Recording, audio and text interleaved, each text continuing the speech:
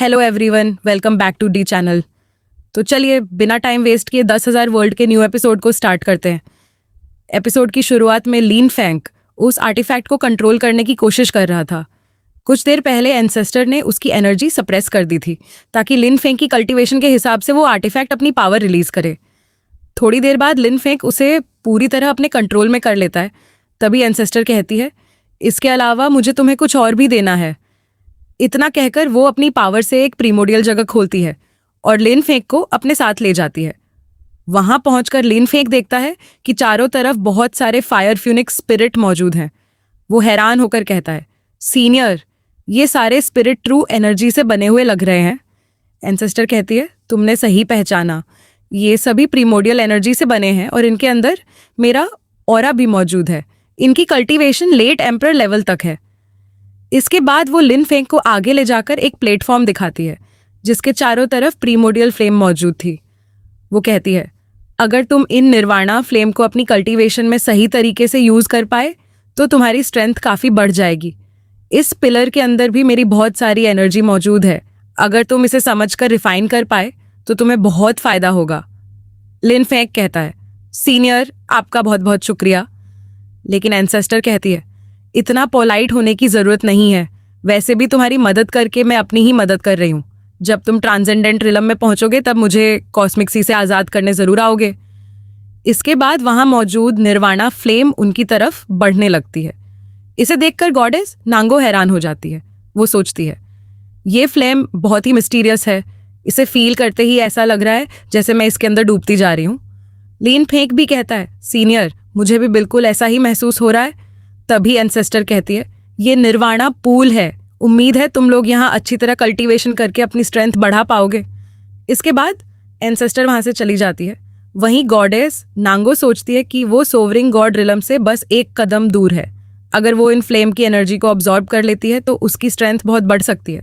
वहीं लिन फेंग भी प्लेटफॉर्म पर बैठकर कल्टीवेशन शुरू कर देता है, लेकिन उस पर इतना ज्यादा प्रेशर पड़ता है कि उसकी सोल शरीर से बाहर निकल जाती है। उसके चारों तरफ फ्यूनिक्स स्पिरिट घूमने लगते हैं। लिन फेंग देखता है कि निर्वाणा पूल के अंदर एंसेस्टर का एक पुराना रूप मौजूद है।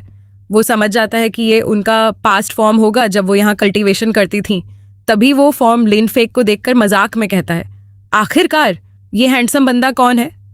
लिन फेंग इन सबको इग्नोर करके कल्टीवेशन पर ध्यान देता है। एंसेस्टर के बाकी सोल भी उसे परेशान करने की कोशिश करते हैं, लेकिन वो अपना ध्यान नहीं भटकने देता। लिन फेंग सोचता है, मुझे पहले इन निर्वाणा फ्लेम को अच्छी तरह समझना होगा। अगर मैंने इन्हें सीधे कंज्यूम करने की कोशिश की तो नुकसान मेरा ही होगा। कई दिन और फिर कई साल बीत जाते हैं। आखिरकार लिन फेंग समझ जाता है कि एंसेस्टर ने अपने सोल और ट्रू फ्लेम को पूरी तरह मर्ज कर रखा है।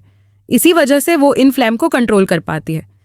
एंसेस्टर का सोल उसे समझाता है, जब तुम अपने बॉडी सोल को ट्रू फ्लेम के साथ पूरी तरह मर्ज कर लोगे तभी तुम इसकी असली पावर को कंट्रोल कर पाओगे। इससे तुम्हारी बॉडी भी बहुत ज्यादा स्ट्रांग हो जाएगी।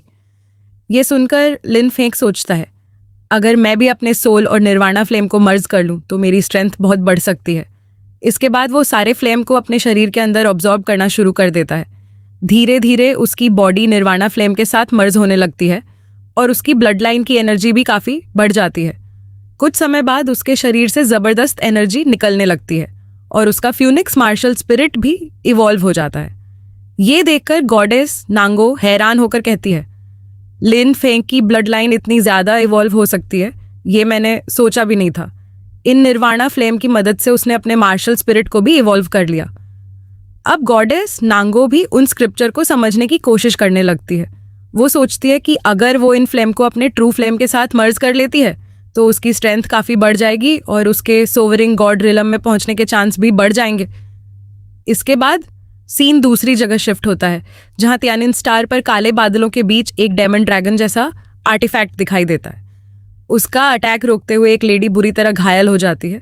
वहीं लिन फेंग की दोनों बेटियां और एडर सोयान भी वहां मौजूद थीं। वो सभी उस घायल लेडी को संभालती हैं। वो लेडी, जिसका नाम यूचन है, कहती है, अब फाइनल वॉर शुरू होने वाला है। मुझे नहीं लगता कि हम यहाँ जीत पाएंगे। तुम सबको यहाँ से निकल जाना चाहिए, वरना तुम्हारी जान भी खतरे में पड़ जाएगी।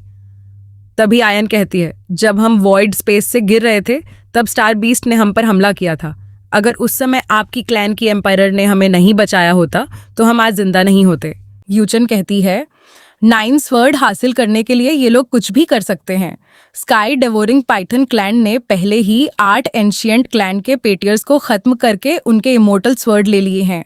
अब शायद हम ही आखिरी क्लैन बचे हैं। तभी स्काई डेवोरिंग पाइथन क्लैन का एक आदमी वहां आता है और धमकी देते हुए कहता है, जल्दी से टाइंग इमोर्टल स्लेइंग स्वर्ड मेरे हवाले कर दो, वरना तुम लोगों के लिए अच्छा नहीं होगा। और गाइस, इसी के साथ आज का एपिसोड खत्म होता है। आज का एपिसोड थोड़ा शॉर्ट था क्योंकि ज्यादा टाइम